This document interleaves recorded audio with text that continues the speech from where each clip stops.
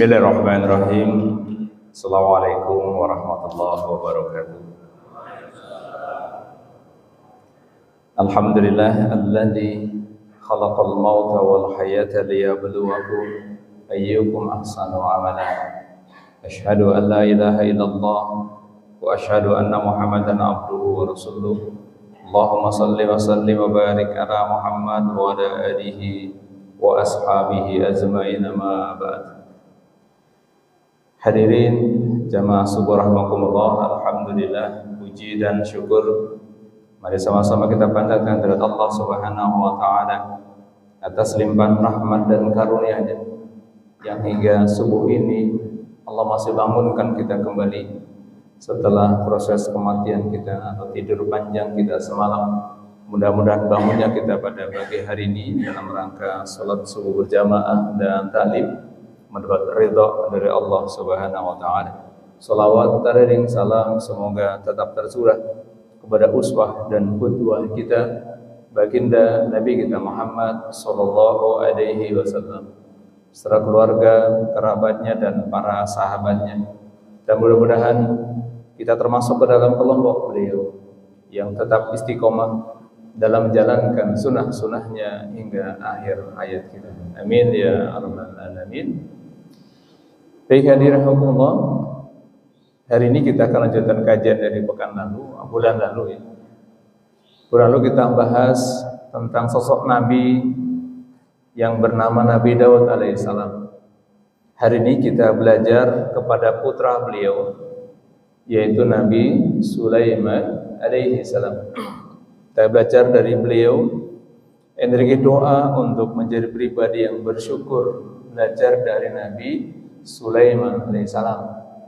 Tadi MC kita sudah mengajarkan kita doa, dan doa itu mengawali kehidupan kita di pagi ini.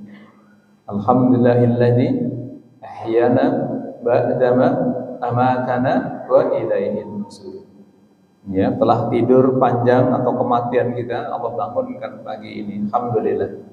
Itu bentuk syukur pertama, berdoa pada Allah atas nikmat yang diberikan kepada kita untuk melanjutkan misi tugas kemanusiaan kita, beribadah kepada Allah Subhanahu wa taala.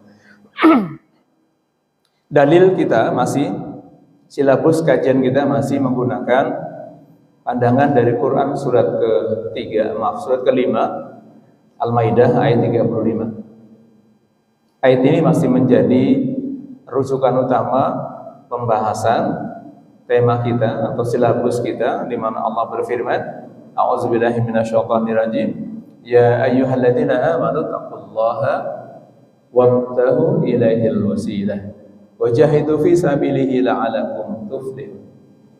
Wahai orang beriman, bertakwalah pada Allah dan carilah jalan yang bisa mendekatkan diri pada Allah Subhanahu wa taala dan bersungguh-sungguh atau berjihad di jalannya agar mendapatkan keberuntungan. Nah, ayat ini masih kita jadikan sebagai acuan, rujukan utama dalam membuat silabus kajian ini. Dan kita masih di poin yang kedua, yaitu wabtahu ilaihil wasilah, mencari jalan untuk mendekatkan diri pada Allah Subhanahu wa taala. Ada 5 jalan yang sedang kita bahas, dan kita masih membahas jalan yang keempat, yaitu membaca dan mengkaji Al-Quran. Untuk apa? Agar kita punya keberuntungan, tuflihun, menjadi orang yang beruntung. Tentu dari tema ini masih panjang terkait dengan membaca dan mengkaji Al-Quran. Kenapa? Karena Quran itu fungsinya banyak dalam kehidupan. Minimal ada 4 poin fungsi Quran pada surat Yunus ayat ke-57. Di mana fungsi pertama, Quran sebagai mau'izah, sebagai pelajaran. Kita masih membahas tentang ini. Yang kedua sebagai syifa lima fi sudur, yang ketiga sebagai hudan, yang keempat sebagai rahmat. Dari 4 tema ini, 4 poin ini, fungsi Quran dalam kehidupan, kita masih membahas yang pertama, yaitu Quran sebagai mau'izah. Insya Allah masih panjang, semoga Allah berikan kita kesabaran. dalam belajar. Ya, dan terkait dengan fungsi Quran yang pertama, kita akan masih membahas tentang kisah masa lalu yang dijelaskan dalam surat ke-10, surat ke-12, ayat yang ketiga. Nahnu naqusu 'alaika ahsanal qasas. Kami telah ceritakan kepadamu ya Rasul kisah-kisah yang paling baik. Ya, nah kisahnya surat Yusuf ayat ketiga, nahnu naqusu 'alaika ahsanal qasas. Kami menceritakan kepadamu ya Nabi kisah yang paling baik dengan diwahyukannya Al-Quran. Hari ini kita sedang ada di bulan Sya'ban, tanggal 17 ya, 17 Sya'ban. Pada tanggal 15 Sya'ban tahun kedua Hijrah, ketika Rasul sedang ada di Masjid Bani Salamah, sedang sholat duhur, maka turun Quran surat kedua ayat 144. Ini ada kisah dari Quran. Jadi ketika tahun kedua Hijrah di tanggal 15 Sya'ban, Rasul sedang sholat duhur, Bapak Ibu. Sholat pertama, 2 rakaat pertama menghadap ke arah Baitul Maqdis di Palestina.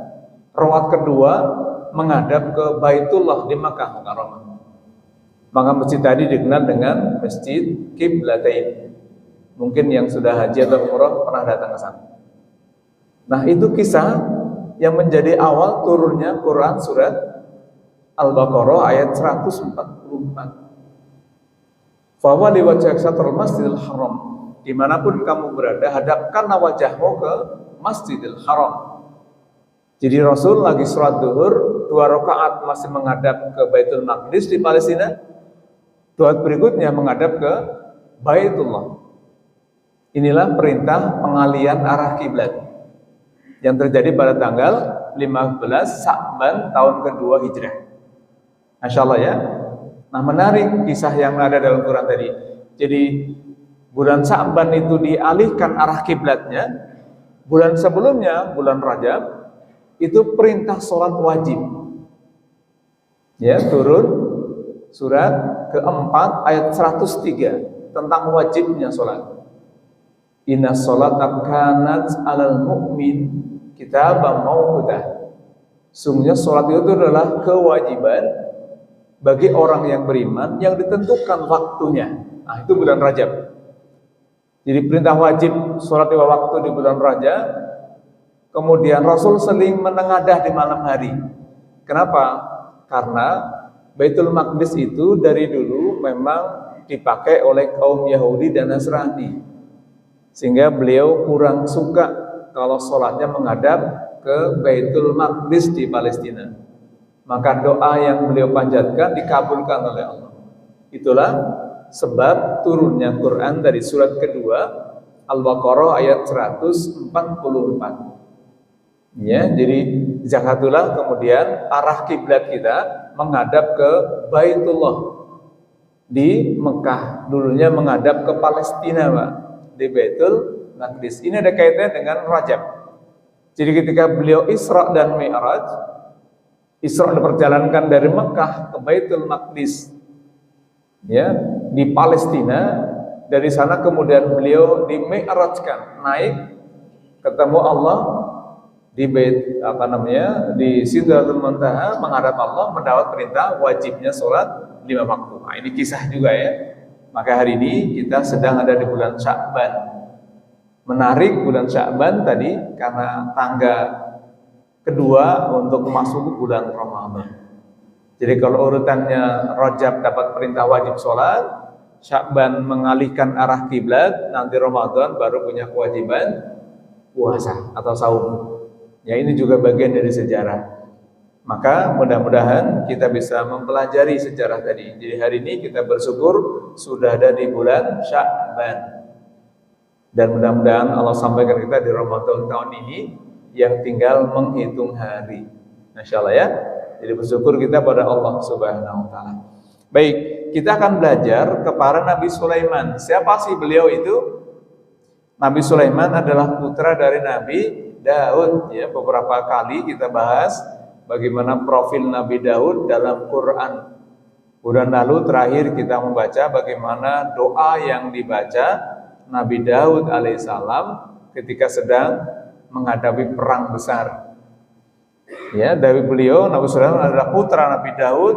Nabi Daud putra dari Ishar bin Waid bin Abir bin Salmun bin Naksum bin Uwaid Azab bin Awam bin Hasrun bin Faras bin Yahuza. Jadi kakeknya Nabi Sulaiman, kakek buyutnya itu adalah Yahuza, pendiri dari kaum Yahudi. Yahuza itu kakak dari Nabi Yusuf, putra dari Nabi Yakub. Nabi Yakub punya 12 putra, yang langsung jadi nabi itu Nabi Yusuf. Kemudian di antara turunan putra 12 itu ada Yahuza yang nanti sampai kepada Nabi Daud, ini yang menjadi kakek moyangnya kaum Yahudi. Maka kemudian ada Binyamin, nanti juga turun ya kepada beberapa nabi. Nah, Nabi Sulaiman ini menarik. Kalau ayahandanya disebutkan 16 kali dalam Quran, maka putranya yang mulia ini Nabi Sulaiman alaihissalam itu disebutkan 17 kali dalam Quran. Ya, pasti kalau mendengar Nabi Sulaiman, ingatan kita itu tentang beberapa hal. Sampai-sampai orang Indonesia itu bikin analogi.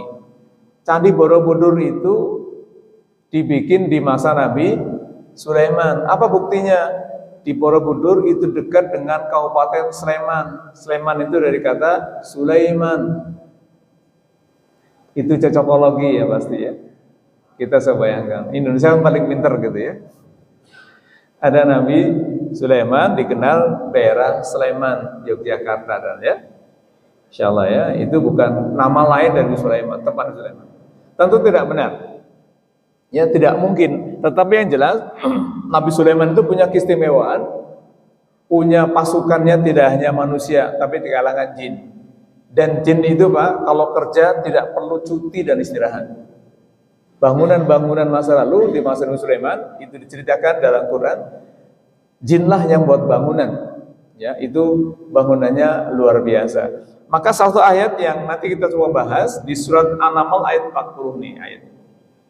Jadi ketika Nabi Sulaiman sedang rapat paripurna di kerajaannya, sedang mungkin rapat terbatas di istana barangkali ya, ada satu pasukan beliau yang tidak muncul, namanya Hudhud. Hudhud itu adalah burung telik sandinya. Nah, sampai Nabi Sulaiman itu nanti nih Hudhud nih kalau sampai datang tidak bisa membuat argumentasi yang jelas, akan kami hukum. Datanglah Hudhud, ngasih laporan, Baginda, saya baru saja melihat ada sebuah kerajaan, pimpinannya itu rajanya perempuan, cantik pasti, kaya raya, tapi tidak menyembah Allah. Nah, laporan Hudhud ini kemudian ditindaklanjuti. Kemudian pada rapat terbatas pimpinan saat itu Nabi Sulaiman dan panglima-panglimanya dan tentu saja pembesar-pembesar kerajaannya diskusi. Kira-kira apa yang dilakukan? Nah, maka kemudian singkat cerita Nabi Sulaiman, oke, siapa yang bisa memindahkan singgasananya? Maka dari kalangan jin itu merawakan diri. Oke, Baginda, Pak Presiden, kalau bahasa sekarang ya, saya akan pindahkan singgasana itu sebelum Anda berdiri dari tempat duduknya. Berarti punya berapa detik nih berdiri. Tapi ada orang pinter, ini ayatnya, itu lebih cepat lagi. Sebelum berkedip. Jadi bayangin ya, memindahkan dari kerajaan Sabah ke Nabi Sulaiman itu hanya hitungan detik. Berkedip. Hari ini kita bisa menyaksikan. Saya biasa ngajar misalnya di Malaysia, itu pakai Zoom. Di detik yang sama, saya bisa ketemu mahasiswa di Malaysia. Jadi jangan-jangan kita ini kalah canggih sama Nabi Sulaiman. Kayak ya, memindahkan itu ada orang pinter. Di sini menggunakan ayat orang yang berilmu. Artinya jin itu masih kalah sama manusia gitu. Padahal jin itu nggak kelihatan, kuat-kuat. Kalau kerja nggak perlu pakai ongkos, nggak perlu UMR, gitu ya. Tapi pada ayat ini ketika ada orang yang berilmu, dia mengatakan akan memindahkan singgasana sebelum Anda berkedip. Subhanallah. Ya, bayangkan pindahannya itu. Nah, sampai sekarang itu masih dicari kira-kira formula apa yang digunakan. Kalau di Indonesia sering dibikin film-film kan, ada Roro Jonggrang, bikin candi semalam misalnya kan. Nah, itu mitos, mitologi yang muncul. Ya, kalau di Quran ini tidak. Jadi tadi kata kuncinya, nahnu naqusu 'alaika ahsanal qasas. Kami ceritakan cerita terbaik, cerita yang paling benar. Maka Nabi Sulaiman pun ceritanya benar, tapi bukan Kabupaten Sleman tadi ya. Bukan di Indonesia. Tadi Borobudur dibikin oleh Nabi Sulaiman katanya. Padahal kalau lihat sejarahnya nggak ketemu tuh. Ya, Nabi Sulaiman kapan tahun dan Candi Borobudur dibikin kapan tahun. Tidak mungkin Nabi Sulaiman punya kakek moyang Hindu atau Buddha. Karena beliau adalah putra dari Nabi Daud. Nabi Daud itu turunan dari Nabi Yakub dan beliau dari kalangan Bani Israel. Di zaman itu beliau perang dengan antara pasukan Talut dengan Jalut. Itu di ujung sana, tidak ada kaitannya dengan Indonesia. Walaupun ada sejarawan mengatakan bahwa bumi ini dulu bersatu, kemudian gempa bumi memisahkan. Ya, maka ada kisah di Indonesia itu di daerah Maros ada gua leang-leang namanya. Itu diyakini dulu dalam lautan, Pak. Saya pernah masuk ke dalam gua itu, sampai ke ujung gua itu ditemukan oleh Belanda pada tahun 18 sekian. Sekarang dilindungi PBB. Diyakini itu dulu gua dalam lautan. Maka beberapa bebatuan di daerah Maros itu diyakini dulu batu dalam laut. Ada yang prediksi jangan-jangan ini dulu terkait dengan peristiwa Nabi Nuh. Maka ketika daerah Dobo, Palu sana, kemana dari likuifasi, pergeseran lempengan itu, ada yang mengaitkan itu dengan daerah Maros dan dulu kisahnya Nabi Nuh alaihissalam ketika bumi ditenggelamkan dengan banjir bandang dibalik. Ada yang lautan jadi daratan, daratan dari lautan. Itu terjadi di Maros, Sulawesi Selatan. Ini Pak Nur mungkin tahu daerahnya itu. Atau jangan-jangan belum pernah ke sana Pak Nur. Nanti kalau belum ke sana saya ajak sana Pak. Ya, di daerah Maros, Kabupaten Maros ya, di Leang-Leang. Luar biasa. Ini kisah yang ada. Jadi jangan-jangan. Tapi kalau yang di Indonesia, yang di Borobudur itu, saya meyakini itu tidak ada. Kebetulan saya salah satu dosen di peradaban Islam. Saya baca sejarah itu belum ketemu itu. Ada informasi bahwa Candi Borobudur dibikin oleh Sulaiman, Nabi Sulaiman alaihissalam. Ya, jadi nama Sulaiman itu tidak ada kaitan dengan Nabi Sulaiman. Kira-kira gitu ya. Baik. Pada ayat ini Allah menguji Nabi Sulaiman alaihissalam. Ini luar biasa. Ini masih banyak kisah tentang beliau, tapi pada ayat ini karena terkait dengan doa.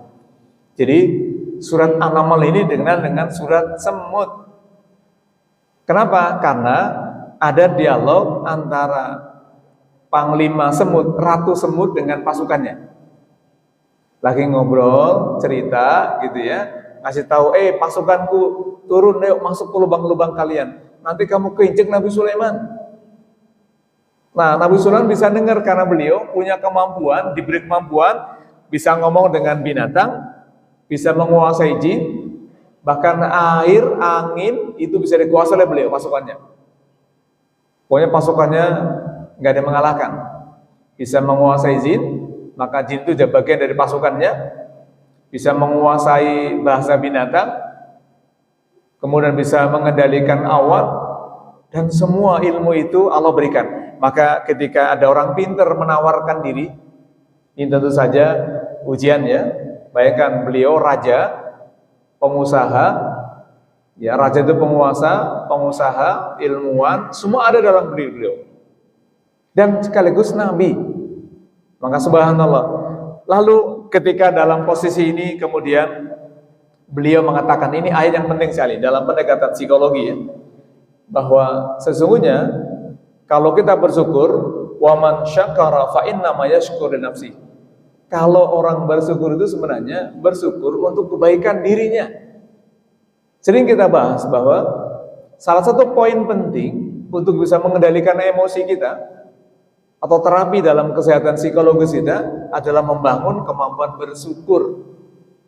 Nabi Sulaiman mencontohkan di tengah kemewahan yang beliau miliki, raja, pengusaha, ilmuwan, nabi, orang semua segan, ilmunya ngumpul semua, tapi beliau minta doanya luar biasa. Tadi ketika dalam posisi yang mendengar lagi bawa pasukannya, ada pasukan semut yang diperintahkan oleh rajanya untuk masuk ke dalam lubang-lubang karena dikhawatirkan keinjak Nabi Sulaiman, maka beliau segera berdoa sambil tersenyum. Subhanallah. Apa doanya? Rabbi auzi'ni an ashkura ni'mataka allati an'amta alayya wa ala walidayya wa an a'mala salihan wa adkhilni birahmatika fi ibadika sholihin. Di surat An-Naml surat ke-27 ayat ke berapa? Ada yang hafal? 19. Surat 27 ayat 19. Ini doanya indah. Jadi kenapa Nabi Sulaiman itu berdoa? Beliau diuji. Sudah punya kemampuan ilmu yang luar biasa, pasukannya banyak. Tadi ya, ada pasukan burung hudhud yang bisa terbang kemana-mana. Burung hudhud dikenal dalam bahasa Arab dengan ta'irah. Maka kemudian pada tahun 750-an Hijriyah atau Masehi, Faros Ibnu Arabi itu menciptakan kerangka pesawat dasar dari ta'irah, melihat burung terbang. Tapi kemudian diklaim oleh Wright Brothers di tahun 18 sekian, mereka lah yang menjadi penemu pesawat terbang. Padahal pada tahun 700-an sudah ada penemu ilmuwan Islam yang membuat kerangka dasar bagaimana cara terbang melihat dari burung ta'irah. Nah, ternyata Nabi Sulaiman juga punya telik sandi. Kalau sekarang mungkin pesawat ulang-aliknya atau pesawat drone. Itu sudah ada Nabi Sulaiman terbang tinggi, kemudian disuruh mendirikan mengirim surat.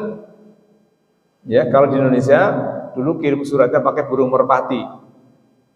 Maka kantor pos itu simbolnya apa? Burung merpati. Karena yang disebarkan kepada menyebarkan berita. Nah, Nabi Sulaiman juga burung hudhudnya itu tadi ketika ngasih berita kepada Ratu Balkis gitu ya. Ratu Balkis membaca, diundang oleh Sulaiman. Awalnya dikasih perangkat, dikasih hadiah. Tapi dibalikin. Nah, akhirnya beliau tunduk kepada Nabi Sulaiman alaihissalam tadi. Sehingga sana yang mewah itu bisa pindah dalam hitungan 0 sekian detik karena sebelum terkedip matanya. Nah, doa itu yang ada di surat An-Naml ini menjadi penting. Inilah doa yang bisa menjadi penguat mental kita. Rabbi auzi'ni an ashkura ni'mataka allati. Coba lihat doa ini. Rabbi auzi'ni, ya Allah, berikan aku ilham, hidayah. Untuk apa? An ashkura ni'mataka allati. Untuk bisa bersyukur atas nikmat yang berikan kepadaku. Bayangkan beliau nabi, raja, pengusaha, ilmuwan, semua ada dalam diri beliau. Tapi beliau minta diberikan ilham, Pak, untuk bersyukur. Itu artinya untuk bersyukur itu tidak gampang. Masih ingat rumus saya, kenapa syukur itu tidak gampang? Dulu pernah kita bahas di surat ke-7 ayat ke-16 dan 17. Kenapa syukur itu begitu sulitnya? Bahkan seorang nabi ini, Nabi Sulaiman, minta khusus diberikan ilham, kecenderungan untuk bisa bersyukur. Ini doa Nabi Sulaiman. Maka rumusnya di surat ke-7 ayat 16 dan 17 ada informasi dari Quran, Bapak Ibu. Apa informasinya? Iblis pernah bersumpah karena takkan sesat oleh Allah, sebagai makhluk yang sesat, maka dia bersumpah ala siratal mustaqim, akan menggoda manusia dari jalan yang lurus. Selalu menggoda. Kata selalu berarti iblis dan pasukannya tidak pernah cuti menggoda kita.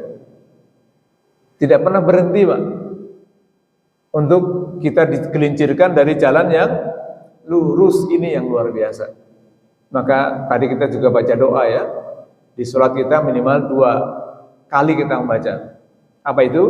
Ihdina siratal mustaqim. Itu artinya Allah memberikan preventif pada kita. Karena iblis sudah bersumpah menggoda dari jalan yang lurus setiap saat, maka Allah memberikan peringatan pada kita dan sekaligus upaya dengan meminta agar selalu jalan yang lurus.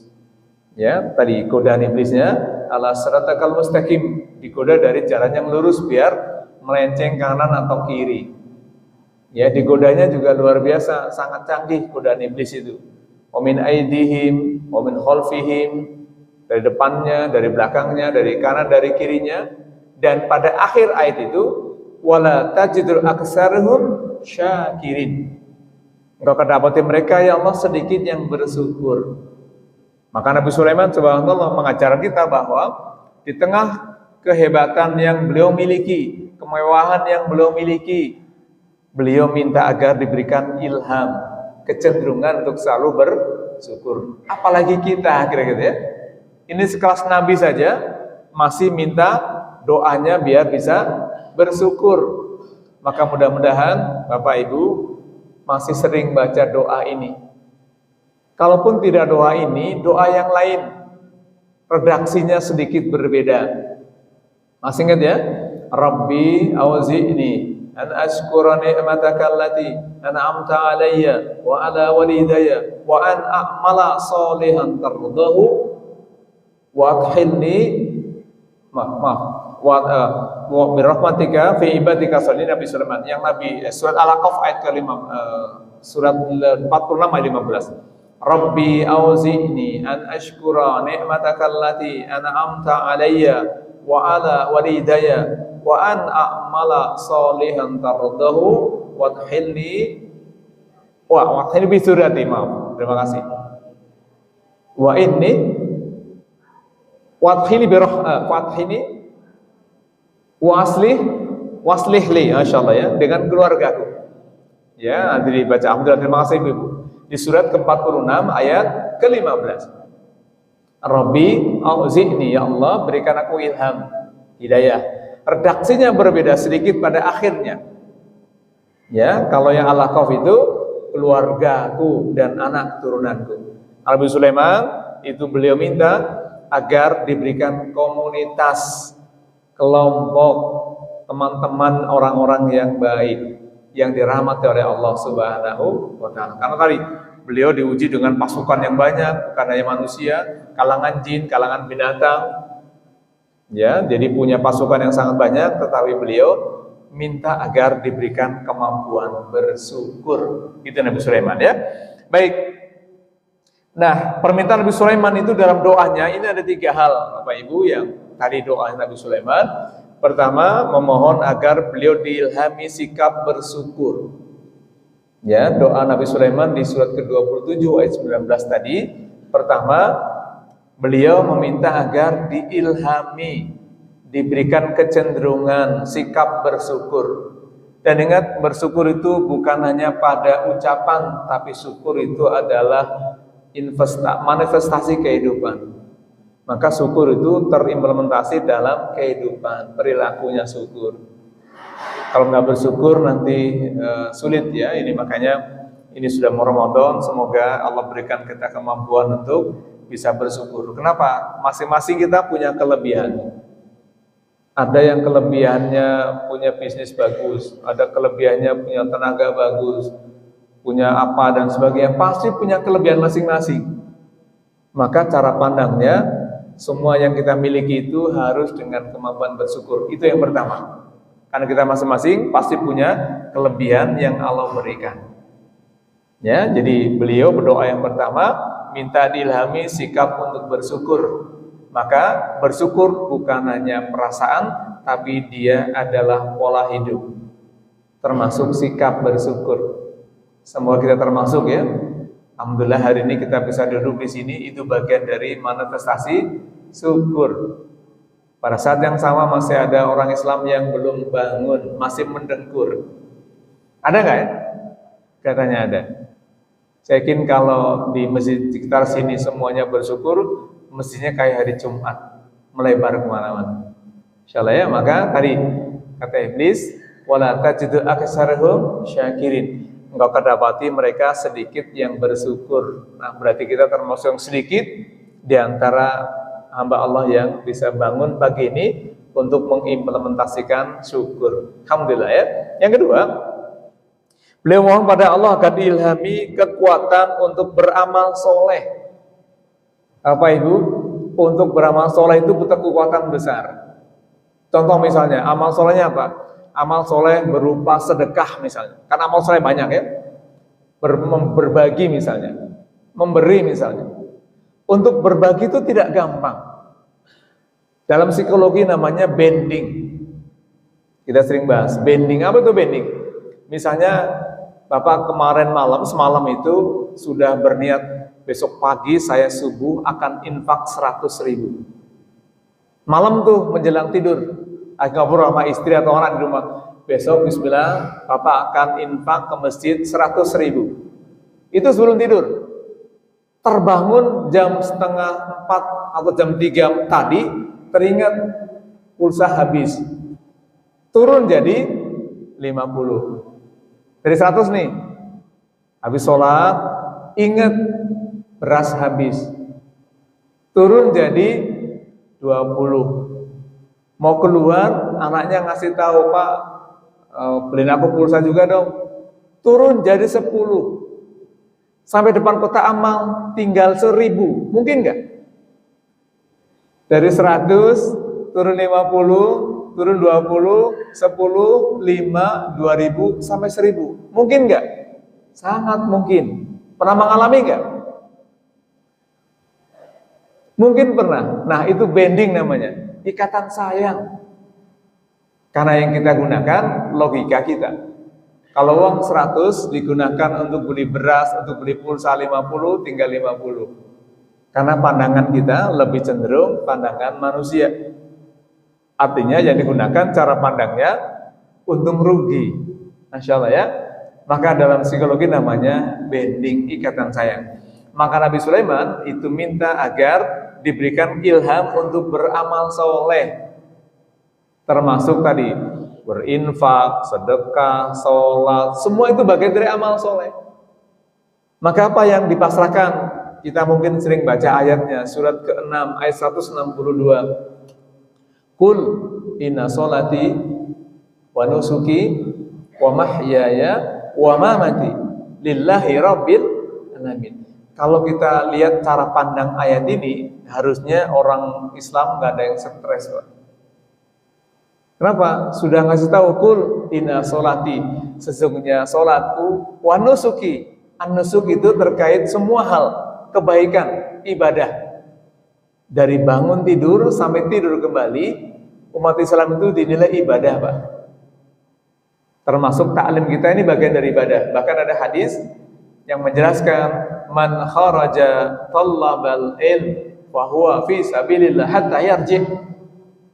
Siapa orang yang keluar menuntut ilmu, maka dia sedang berjihad sampai dia kembali. Maka bersyukurlah yang paling jauh. Di sini yang paling jauh siapa? Oh, saya ya. Yang paling jauh. Saya.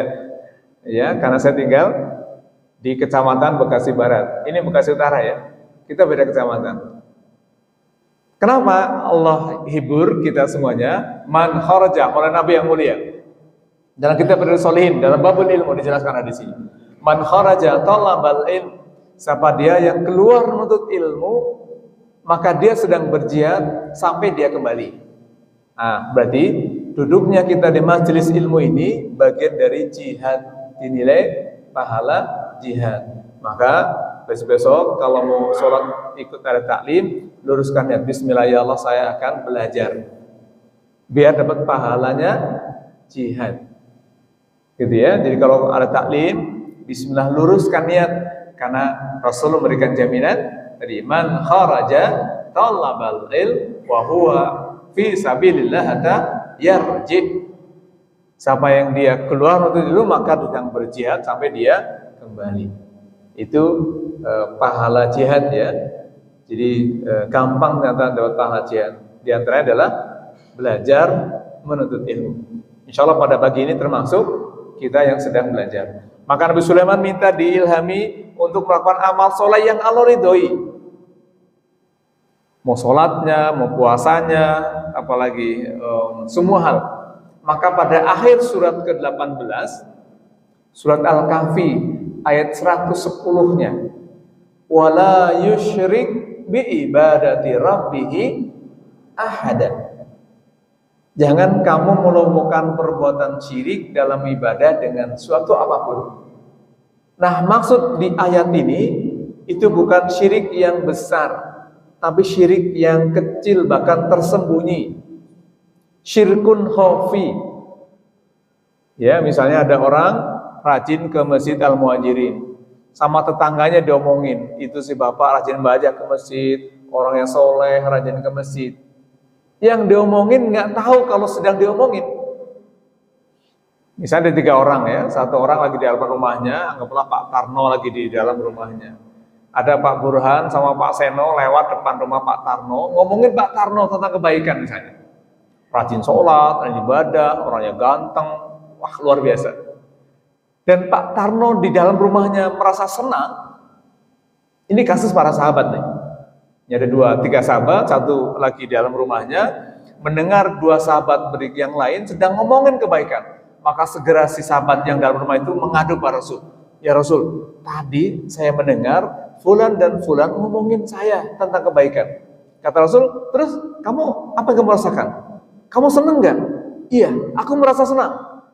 Kata Rasul, hada syirkun khafi. Ini syirik yang tersembunyi. Jadi yang dimaksud tadi Imam Ibnu Katsir menafsirkan wala yusyrik bi ibadati rabbi ahada, itu adalah syirik yang tersembunyi. Kalau bahasa kitanya riya. Senang kebaikannya diomongin orang lain, Pak. Subhanallah. Makanya kalau orang nyanjung kita sebaiknya kalau perlu kita tampar gitu ya. Karena bisa menjerumuskan kita, Pak. Ya, jadi kalau kebaikannya diomongin orang lain merasa senang, ibadahnya rajin dan sebagainya, kata baginda hada syirkun khafi. Itu salah satu penafsiran surat Al-Kahfi surat 18 ayat 110. Pada akhir surat itu yang ditafsirkan diantara oleh Imam Ibnu Katsir. Ya, wala yusyrik bi ibadati rabbihi ahada. Maka Nabi Sulaiman itu beliau mohon diilhami untuk beramal soleh yang Allah ridhoi, Pak. Ini yang sangat penting. Ya, semalam nih saya baru pulang semalam ngisi manasik di daerah Cisarua. Di hadapan hampir 200 jamaah haji, calon jamaah haji itu saya bilang, Bapak Ibu, tolong pahami betul. Salah satu ilmu yang perlu dipersiapkan oleh para jamaah haji adalah pendekatan psikologi. Maka saya membuat materi tentang psikologi haji. Salah satu adalah seringkali orang Indonesia itu begitu pulang haji, itu kalau nggak dipanggil gelar hajinya nggak nengok. Ada yang pernah begitu di sini? Semoga tidak ya. Kenapa? Ada sejarah masa lalu Bapak Ibu perlu ketahui. Di zaman Belanda dulu, untuk mensortir orang Islam Indonesia yang berangkat haji, dikumpulkan di daerah Mentawai. Dikumpulkan, karena ini kapal ya, didata. Naik kapal, nanti pulangnya pun didata kembali. Di checklist, dikasih tanda bahwa orang ini sudah pergi haji. Sampai sekarang ada asrama, kemudian dikasih sertifikat setelah haji, itu dari situ ilhamnya. Maka kalau kita lihat di negara-negara lain, ya terutama di Timur Tengah, tidak ada disebut Pak Haji, walaupun haji setiap tahun. Jadi ini sebenarnya strategi Belanda untuk tadi awalnya catatan nih. Kenapa? Kalau pulang dari Arab Saudi bawa kitab-kitab itu juga diseleksi Bapak Ibu. Maka dulu pesantren itu kitab-kitabnya itu diseleksi berat, yang masuk yang ringan-ringan. Misalnya tafsir Jalalain yang beliau tidak membahas provokatif dalam pendekatan politiknya gitu. Tafsir Al-Manar itu dilarang betul, nggak boleh masuk ke Indonesia. Kenapa? Karena Belanda punya orang, perlu pernah kita sampaikan, namanya Senok Hogronya, yang belajar 10 tahun di Mekah, bukan untuk masuk Islam, tapi untuk melemahkan Islam. Namanya Abdurrahman, menikah dengan putri salah satu santri di daerah Garut, tapi namanya tetap mati dalam kondisi kafir di Belanda. Karena dia masuk Islam bukan untuk menjalankan ibadah, tapi strategi Belanda. 10 tahun belajar di Timur Tengah, belajar Islam, hafal Quran, hafal hadis, kemudian kemampuan bahasa Arab yang sangat luar biasa. Ya, kalah kita, Pak. Tapi hatinya ditutup oleh Allah Subhanahu wa taala untuk tidak menerima Islam, sehingga matinya itu meninggal di Belanda dalam kondisi kafir. Tetap dalam kondisi kafir. Nah, almarhum Pak Ridwan Saidi sebagai sejarawan pernah datang menengok langsung kuburannya di mana Senokogoronya itu, karena beliau ingin membuktikan bahwa ada orang yang masuk agama Islam bukan untuk diamalkan, tapi untuk melemahkan Islam di masa Belanda. Namanya Senokogoronya. Maka ketika Pak Ridwan Saidi almarhum masuk di kuburannya, mereka bingung. Baru hari ini satu-satunya orang Indonesia yang datang melihat kuburannya Senokogoronya. Padahal katanya dia ini punya anak 3 di Garut. Istrinya itu mantu salah satu kiai di daerah Garut. Ya, tetapi ternyata mantunya ini bukan orang Islam, mati dalam kondisi kafir. Tadi ya, maka Belanda terus selektif tuh. Di Pulau Mentawai dulu menjadi asrama haji. Naik kapal, pulang dikasih tanda haji. Maka biasanya pakai peci putih, dikasih gelar haji. Ya, kenapa? Ya, tidak ada dalil. Ada nggak dalilnya menyebut haji? Ya ada namanya dalih, bukan dalil ya. Jadi tidak ada pak sholat, pak puasa, hanya ada pak haji. Tapi ini penghargaan saja sebenarnya ya. Jadi boleh, tapi jangan sampai perasaan, kamu tahu nggak saya sudah haji berapa kali? Itu kan mahal haji itu. Gitu ya. Baik, nah Nabi Sulaiman itu minta yang kedua tadi, minta agar amal solehnya diridhoi oleh Allah Subhanahu wa taala. Ya, dan yang ketiga Bapak Ibu, Nabi Sulaiman itu minta pada Allah dimasukkan hamba-hamba yang soleh yang dirahmati, punya komunitas teman-teman yang baik. Nah, mudah-mudahan kita ini termasuk di lingkungan komunitas orang-orang yang baik. Masuk ke masjid namanya Muhajirin. Kita semua sedang berhijrah. Maka mudah-mudahan yang masuk masjid ini semuanya berubah dari yang tidak baik menjadi baik. Ya, yang dulunya mungkin sholatnya masih ditunda-tunda atau bahkan sering kelewatan, sekarang tidak lagi. Kenapa? Kita sudah masuk, sudah berusaha untuk hijrah. Nama masjidnya Al-Muhajirin. Masya Allah ya. Baik. Nah, apalagi yang bisa kita lihat? 3 permohonan Nabi Sulaiman itu adalah permohonan yang luar biasa Bapak Ibu. Bayangkan seorang nabi yang kaya, yang pinter, pengusaha, penguasa, tapi mintanya luar biasa tadi ya. Pertama minta agar bisa bersyukur, kedua minta amalnya diridhoi, ketiga minta punya teman-teman yang baik. Maka kalau kita simpulkan doa Nabi Sulaiman itu punya energi kekuatan yang luar biasa Bapak Ibu. Apa itu? Minta diberikan ilham sikap bersyukur. Kemudian diberikan ilham kekuatan untuk beramal soleh. Berikan ilham untuk menjadi orang solehnya juga. Punya jadi anak orang soleh ya, punya bisa bersyukur, kemudian bisa beramal dan bisa jadi orang soleh. Ternyata jadi orang soleh juga tidak gampang. Ya, tetap dalam kondisi istiqomah lurus ya. Jadi Nabi Sulaiman itu menjadi pribadi yang bersyukur, energi doa yang beliau baca. Ya, tadi doanya sangat indah ya, maka mudah-mudahan Bapak Ibu bisa dihafal doa tadi. Bisa dibaca karena doa ini mengandung 3 komponen besar yang luar biasa. Kalau bahasa anak mudanya amazing. Doanya sangat amazing, luar biasa.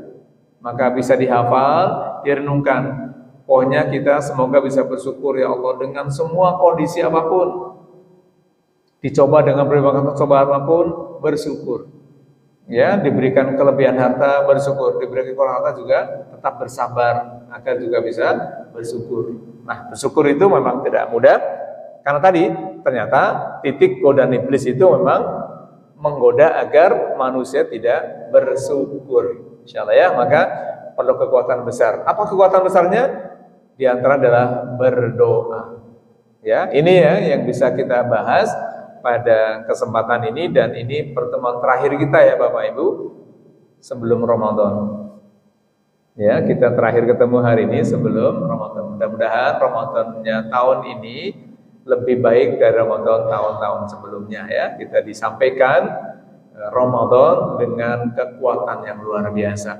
Kata kuncinya, semoga Allah berikan kemampuan kita selalu bersyukur, dan ini perlu kekuatan besar.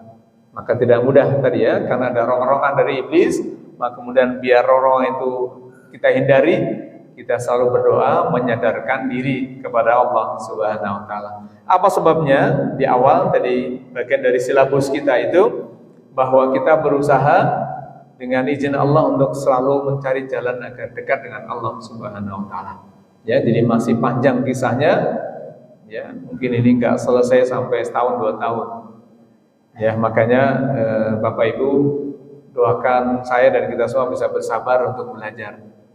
Ya, kalau di kelas kebetulan saya ngajar di S3 itu sudah sangat serius dan kadang-kadang sudah sangat sepuh. Maka kadang-kadang sering lupanya. Gitu ya.